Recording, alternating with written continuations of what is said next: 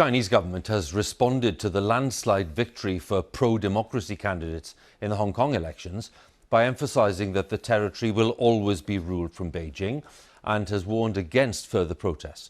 Pro-democracy candidates won almost 90% of the seats in the local elections, and the result is being seen as an outright rejection of Carrie Lam's leadership and a massive show of support for the anti-Beijing protests that have been going on there for months.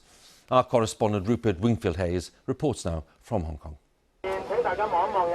This is not the sort of media attention usually given to the winners of a local council election.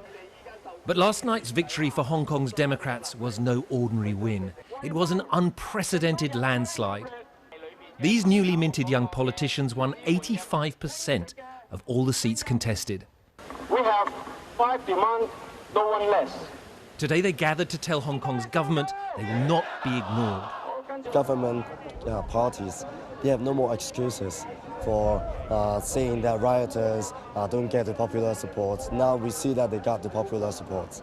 Hong Kong people have learned a lesson that they understand that without the democracy, any freedom or any freedom that we have is very fragile. It can be gone in one day by a tyranny.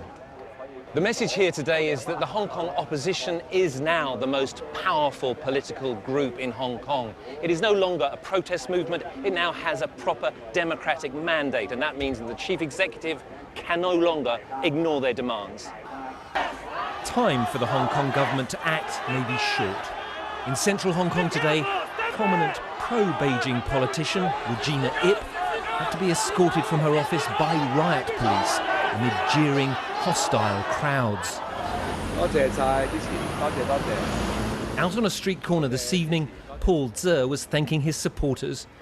He is one of a handful of pro-government councillors who survived the election. But he says it has been a nightmare for the pro-government camp.